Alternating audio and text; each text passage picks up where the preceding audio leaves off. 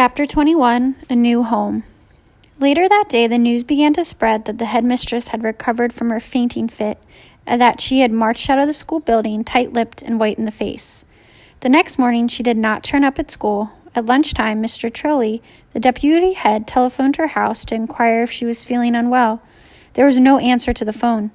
When school was over, Mr. Trilly decided to investigate further, so he walked to the house where Mrs. Trunchbull lived on the edge of the village, the lovely small brick Georgian building known as the Red House, tucked away in the woods behind the hills.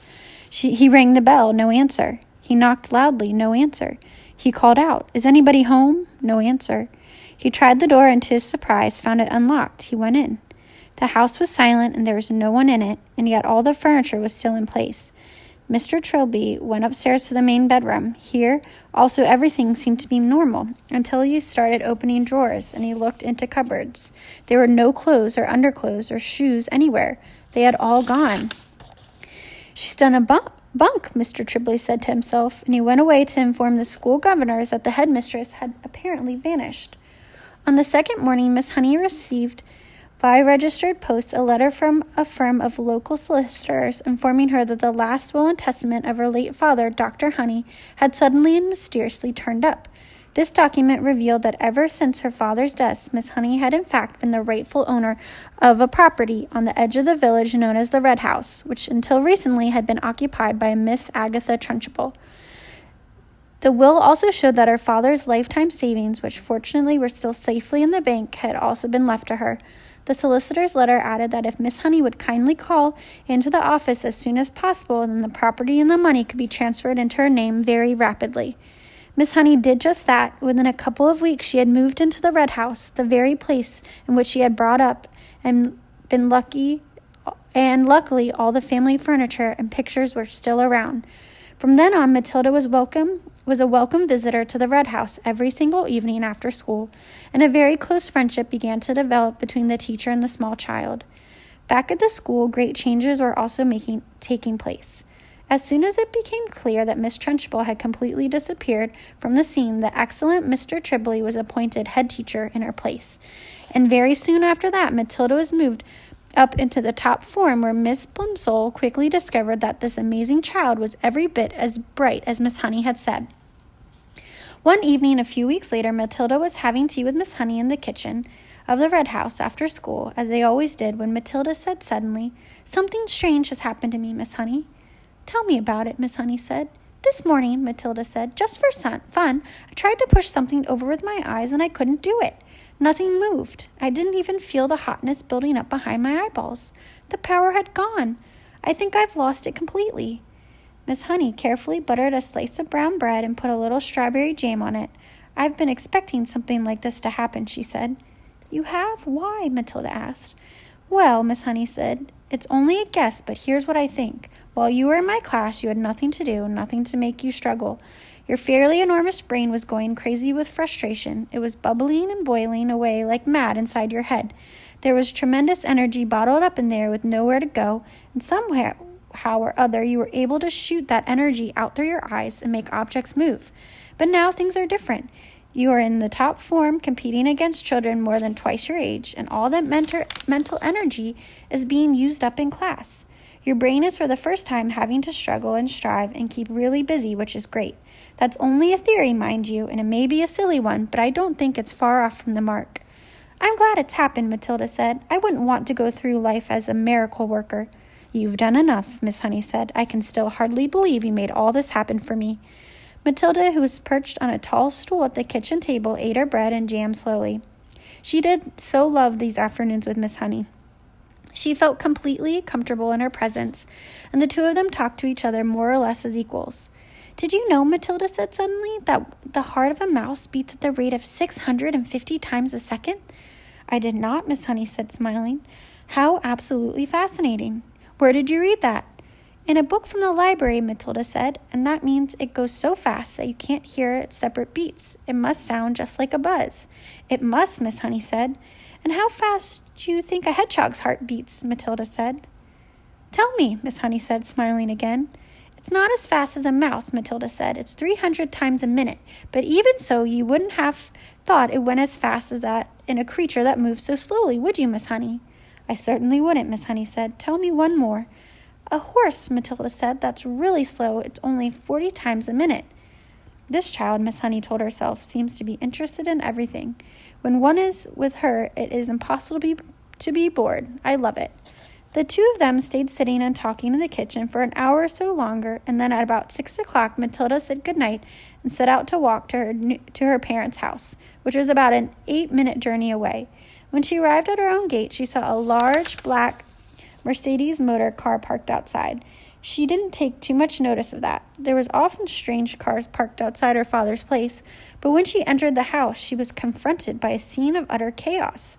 Her mother and father were both in the hall, frantically stuffing clothing and various objects into suitcases. "What's going on?" she cried. "What's happening, Daddy?" "We're off," Mr. Wormwood said, not looking up. "We're leaving for the airport in half an hour, so you better get packed. Your brother's upstairs, all ready to go. Get a move on, girl. Get going." "Off?" Matilda cried. "Where to?" "Spain," the father said. "It's a better climate than this lousy country." "Spain," Matilda cried. "I don't want to go to Spain. I just love it here. I love my school." "Just do as I told you and stop arguing," the father snapped. "I've got enough troubles without messing about with you." "But, Daddy," Matilda began. "Shush," the father shouted. "We're leaving in 30 minutes. I'm not missing that plane." "But for how long, Daddy?" Matilda cried. "When are we coming back?"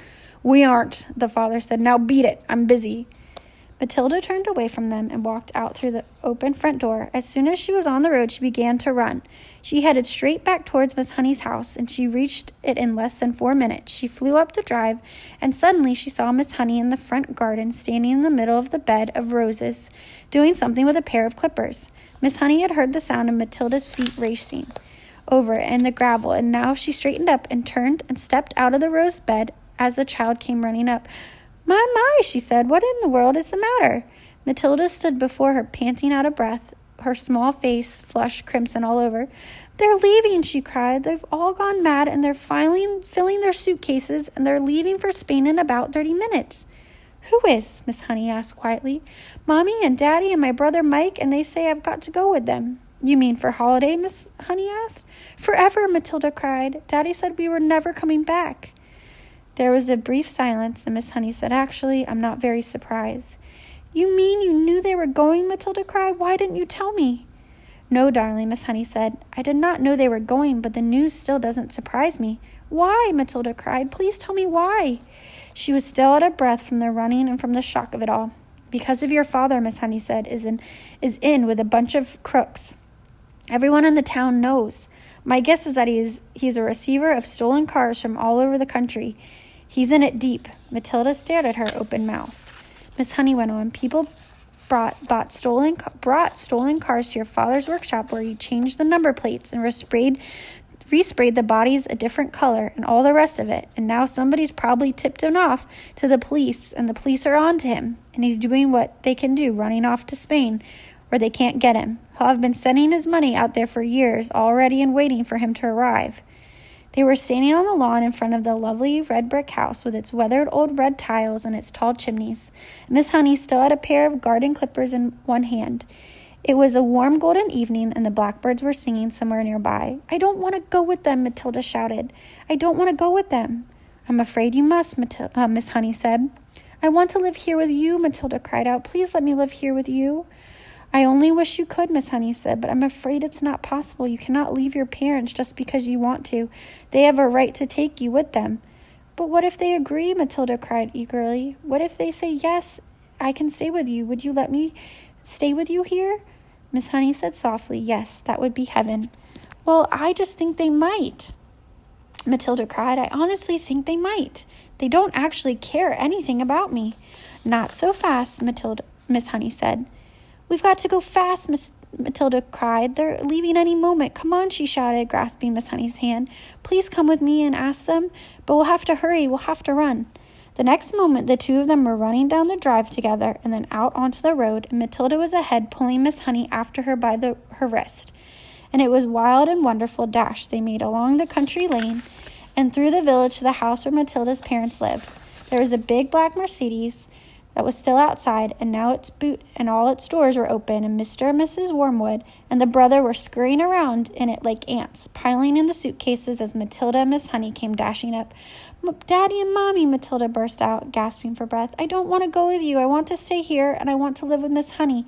She says that I can only if you give me permission. Please say yes. Go on, Daddy. Say yes. Say yes, Mommy." The father turned and looked at Miss Honey. "You're the teacher woman who came here once to see me, aren't you?" he said. Then he went back to stowing the suitcases into the car. His wife said to him, "This one will have to go in the back seat. There's no more room in the boot." "I would love to have Matilda," Miss Honey said. "I would look after her with loving care, Mr. Wormwood, and I would pay for everything. She wouldn't cost you a penny. But it is not my idea, it was Matilda's, and I will not agree to take her without your full and willing consent." "Come on, Harry," the mother said, pushing his suitcase into the back seat. "Why don't we let her go? If that's what she wants, it'll be one less to look after."